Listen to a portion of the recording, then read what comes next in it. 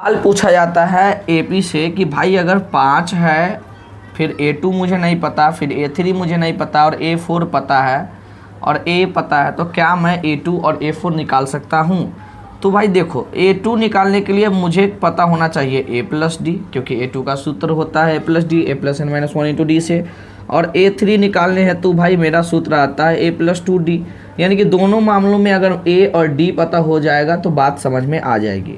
A तो पता ही है, A 5 है, सिर्फ D पता करना है। तो D पता करना है, तो D पता करने के लिए हम कहेंगे कि भाई जो हमें निकालना है या जो दिया है वो तो पहले लिख लेते हैं। दिया क्या है, A इज इक्वल टू 5 और A4 इज इक्वल टू में 9 होल 1/2।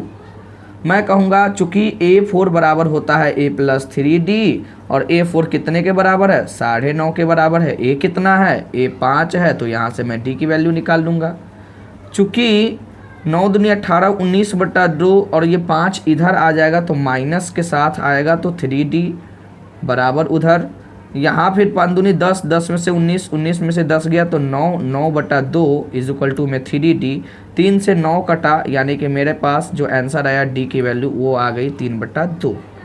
अब जैसे ही D की वैल्यू 3/2 आई है तो मैं रुकूंगा क्यों भाई, मुझे क्या लाना था, मुझे A2 लाना था। तो मैं कहूँगा A2 क्या होता है, A प्लस डी।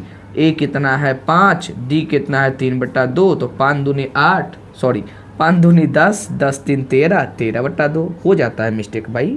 और A3 क्या, A प्लस 2D, यानी कि 5 प्लस 2 गुने D 3/2, 2 से 2 कटी यानी कि 8। A2 13/2, A3 8।